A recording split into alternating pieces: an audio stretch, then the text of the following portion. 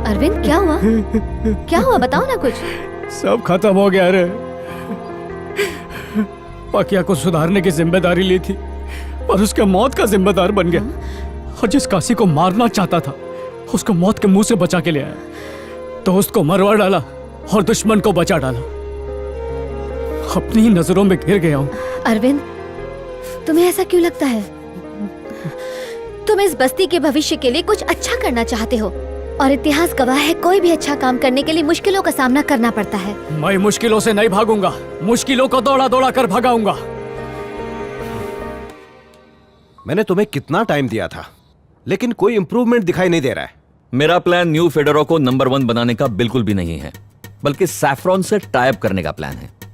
ये क्या कह रहे हो तुम? टाई अप करने का प्लान है? How is it possible? मेरा बेटा इसे पॉसिबल बनाएगा।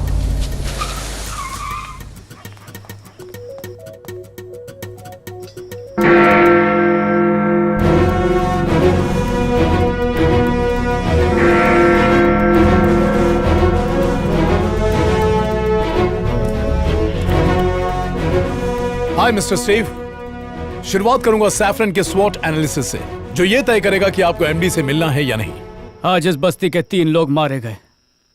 सैयद और बाबू ने काशी के वास्ते जान गंवाई और पाकि बेईमानी से ईमानदारी की जिंदगी जीने के लिए मेरे दोस्त पाकिया ने। मेरे को लगता था खाली बस्ती के लोग गलत काम करते हैं, पर शहर के नामचीन लोग उससे भी बुरे काम कर रहे हैं।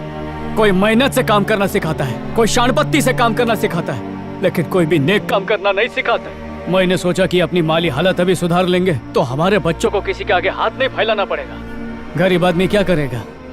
उसके लिए तो 2 वक्त की रोटी और दिवाली का बोनस ही जिंदगी है। तड़पता तो मिडिल क्लास है जो सपनों के पीछे मरता रहता है।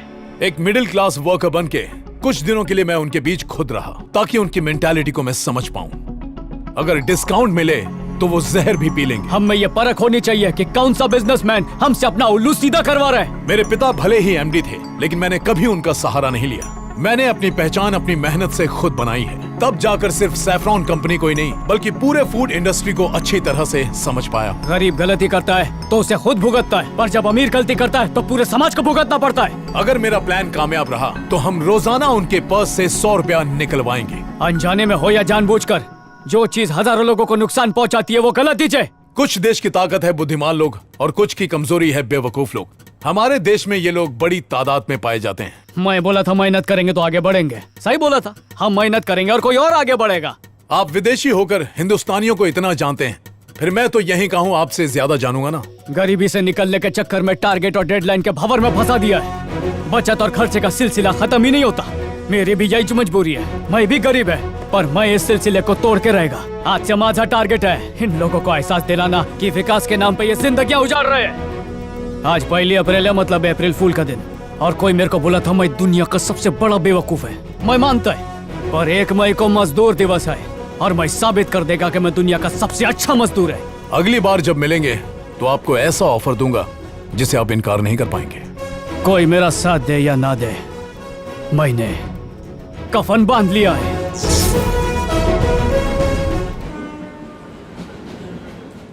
बाबा, एक बात पूछने का था तुमसे। बोलो बेटा। जिंदगी उथल पुथल हो गई है, ठहराव लाने के लिए थोड़ा टाइम मांगता है। वापस पैरों पे खड़े होने के लिए मेरे को आपकी मदद चाहिए, इसलिए काय पाहिजे? महीने भर के लिए घर का खर्चा संभाल ले बाबा।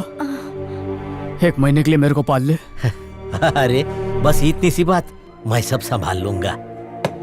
कस्तूरी मैडम, कौन है? आपसे बात करनी है। मैं पकिया का दोस्त अरविंद है।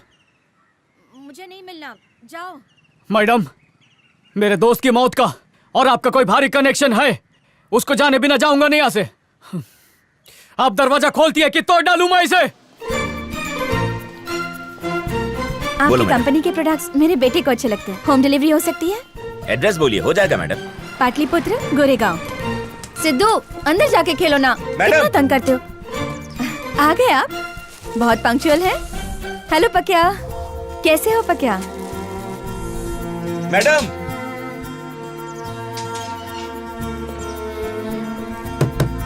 मैडम।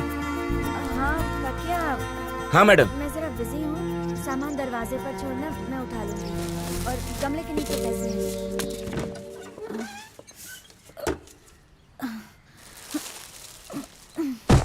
सबसे बड़ा शौक तब लगा जब पता चला कि उसे कैंसर था।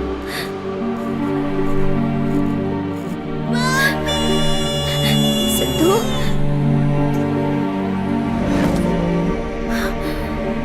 ट्रीटमेंट का कोई फायदा नहीं हुआ। हम उसे नहीं बचा पाए। मुझे यकीन नहीं हो रहा था। फैमिली हिस्ट्री में किसी को कैंसर नहीं हुआ था। मैं बहुत परेशान थी, इसलिए एक दिन मैं डॉक्टर से मिलने गई। क्या मैं इसकी वजह जान सकती हूँ डॉक्टर? पैक्ड फूड या ड्रिंक्स टेस्टी बनाने और उनकी ड्यूरेबिलिटी बढ़ाने के लिए ज्यादातर फूड कंपनीज हार्मफुल प्रिजर्वेटिव्स और केमिकल्स ऐड करते हैं। टेस्ट अच्छा होने से बच्चों को उनकी आदत पड़ जाती है। इससे लॉन्ग रन में कुछ बच्चों के इंटरनल बॉडी पार्ट्स में डैमेजेस होने लगते हैं। Depending on their resistance capacity to fight diseases, कुछ बच्चों पर उसका कम असर होता है, वहीं दूसरी ओर कुछ बच्चों पर ज्यादा हार्मफुल इफेक्ट होता है। अब स्ट्रॉन्ग इम्यून वाले बच्चे ट्रीटमेंट के बाद रिकवर हो जाते हैं, पर बहुत से कमजोर इम्यूनिटी वाले बच्चे अपनी जान गंवा बैठते हैं। बच्चा कितनी क्वांटिटी में उन प्रोडक्ट्स को कंज्यूम करता है उससे भी बहुत फर्क पड़ता है। ज्यादा प्रॉफिट के लिए फूड कंपनी सस्ते और घटिया इंग्रेडिएंट्स डालते हैं, जैसे आटे की जगह मैदा, आर्टिफिशियल कलर्स, हार्मफुल केमिकल्स जैसे sodium nitrate, high fructose, corn syrup, घटिया क्वालिटी का ऑयल एटसेट्रा। आपके बच्चे का रेजिस्टेंस पावर लो था। लंबे समय तक जंक फूड और पैक्ड ड्रिंक्स कंज्यूम करने की वजह से उसे कैंसर हुआ। ज्यादातर फूड कंपनीज ना तो गवर्नमेंट के सेट गाइडलाइंस और रूल्स फॉलो करती है, ना ही बिजनेस एथिक्स। ह्यूमन वैल्यूज से उन्हें कोई सरोकार नहीं। पेरेंट्स को अपनी जिम्मेदारी समझनी चाहिए। बच्चों को जंक फूड से दूर रखना चाहिए और उन्हें घर का खाना ही देना चाहिए, वही सेहतमंद है। दुनिया में सबसे ज्यादा कैंसर पेशेंट्स जिन देशों में हैं, उनमें हमारे देश का नंबर दूसरा है। कितने दुख की बात है, हमारी नई पीढ़ी फास्ट फूड की शिकार हो रही है, उसकी वजह से मर रही है। अपने बच्चे के असली कातिल को सजा दिलवाने के लिए मैंने सैफरन कंपनी के ऊपर केस कर दिया। आपके पास क्या प्रूफ है कि सैफरन कंपनी का प्रोडक्ट खाने से बच्चे को कैंसर हुआ है? स्कूल में कुछ गलत खाया होगा, या खाने पीने में प्लास्टिक का इस्तेमाल करता होगा, या फिर हो सकता है आपकी सिंथेटिक साड़ी की वजह से हुआ हो। सबूत ना होने से कोर्ट ने मेरा केस डिसमिस कर दिया।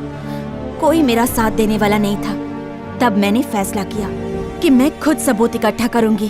फिर मैं भी सैफरन के ही प्रोडक्ट्स खाने लगी, वही जहर जिसे खा के मेरे बेटे को कैंसर हुआ था। मैं सैफरन के प्रोडक्ट्स का पर्दाफाश करके रहूंगी। अपने ब्लड सेल्स में होने वाले बदलाव को मैं पूरी तरह से ट्रैक कर रही हूँ, पर इसके रिजल्ट्स आने में 4 महीने तो लग जाएंगे। शायद तब तक मैं इस दुनिया में ना रहूं, और इसीलिए 24 घंटे मुझ पर नजर रखने के लिए मैंने कमरे में CCTV कैमरे लगाए हैं। सैफरन के प्रोडक्ट्स एक स्टोर से होम डिलीवरी करवा रही हूँ। आज पहला दिन।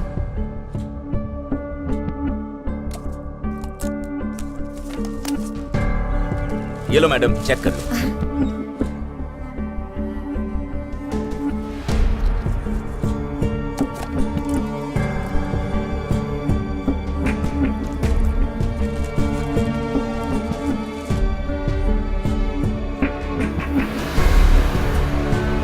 सर, पकिया के बारे में मैं कस्तूरी से बात करने गया था। क्या कह रहे हो? पहले मुझसे बात करना चाहिए था ना। मतलब माहिती है सर, उसके मासूम बच्चे की मौत की वजह हमारे प्रोडक्ट्स ही है, और यह बात साबित करने के लिए वो रोज हमारा प्रोडक्ट खाकर अपनी जान जोखिम में डाल रही है। और तो और उसके पास वीडियो रिकॉर्डिंग भी है। जयराम, तुम बच नहीं सकते। तुम्हें और तुम्हारी कंपनी को बर्बाद कर दूंगी। उसकी हालत बहुत खराब है, किडनी वगैरह भी जवाब दे चुके हैं सर। उसको कभी भी कुछ भी हो सकता है सर। ये सब सुन के बहुत बुरा लग रहा है। ऐसी कंपनी में काम करके अफसोस हो रहा है। अब चाहे कुछ भी हो जाए, हर हाल में कस्तूरी की मदद करनी होगी हमें। इस कंपनी को कोर्ट में ले जाएंगे। वो भी यही बोल रही थी सर, पर मैं जड़ से इलाज करना चाहता हूँ, इसलिए आपके पास आया हूँ। कैसे? सर, मेरे को जब किसी ने हत्यारा बोला तो मुझे बहुत बुरा लगा। अगर हम मजदूरों को एहसास दिलाएं कि कस्तूरी के बच्चे के मौत के जिम्मेदार वो हैं, तो उनको भी बुरा लगेगा और वो कंपनी के खिलाफ बगावत कर डालेंगे सर।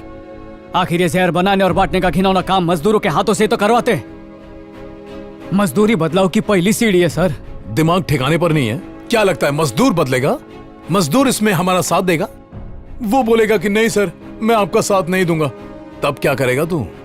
अगर गलती से 2-3 मान भी गए तो उससे प्रोडक्ट पर कोई भी असर नहीं पड़ने वाला। बेवकूफी है, ये ख्याल अपने दिमाग से निकाल दे। सर, पहले भी ऐसे ही मुद्दे पर अपना डिस्कशन हुआ है, जब आपने मुझसे पूछा था कि जो लोग टीवी नहीं देखते उन तक अपनी बात कैसे पहुंचाए। मैं बोला मुमकिन नहीं। पर आपने मुस्कुराते हुए मेरे को देखा और बोला कि मार्केटिंग में नामुमकिन नाम की कोई चीज ही नहीं होती। सर, जब मार्केटिंग से लोगों तक अपना प्रोडक्ट पहुंचा सकते हैं तो उन तक अपनी तकलीफ भी पहुंचा सकते हैं। अपनी फालतू की बकवास बंद करो। ये उस औरत का वहम है कि हमारा प्रोडक्ट हेल्दी नहीं है। मुझे दुख है कि मेरे साथ रहकर भी तू मार्केटिंग नहीं सीख पाया। मुझे उस कस्तूरी से सारे वीडियोस ला कर दो। End of discussion, get out. चल तो है। आज ऑफिस में कुछ अजीब बात हुई। एक 2 टके का मजदूर मुझसे आकर यह कह रहा है कि ग्राहक की तकलीफ वहां काम कर रहे मजदूर से कैसे कही जाए। मैं तो शॉक्ड हो गया। अब एक कंपनी का मजदूर क्या ग्राहक से डायरेक्टली कनेक्ट हो जाएगा? कभी सोचा नहीं था इसके बारे में। कोई फायदा नहीं होगा। मैनेजमेंट में बैठा हर ऑफिसर करप्ट है, उनसे बात करना ही बेकार है। और जो ग्राहक है आलस की ऐसी चादर ओढ़ा हुआ है कि वो खरीदना बंद ही नहीं करेगा। और हम जैसे नौकरी पेशा लोग टारगेट के चक्कर में अपने जमीर को थपथपा के सुला देते। अगर कोई बदलाव ला सकता है तो वो सिर्फ मजदूर है, उनके सिवा कोई कुछ नहीं कर सकता। अरे उनको क्या पड़ी है, वो आए अपना काम किया, घर जाके सो गए। तुला कड़त नहीं का? चाहे मजदूर बोल लो या ग्राहक बोल लो, कुछ फर्क नहीं पड़ता है, क्योंकि आखिर में दोनों एक ही चेहरे। कुछ नहीं समझा। ड्यूटी के सिर्फ 8 घंटे के लिए तो मजदूर है। अरे अब बाकी टाइम वो क्या है? ग्राहक ही तो है। खाने पीने और बाकी चीजों की जरूरत उसको नहीं पड़ती है क्या? अगर उन लोग ये बात समझ गए ना तो सब कुछ ठीक हो जाएगा। तेरे बस का नहीं है, तेरे से कुछ नहीं होगा, फालतू बकवास मत कर। बरोबर बोला, कुछ नहीं होगा।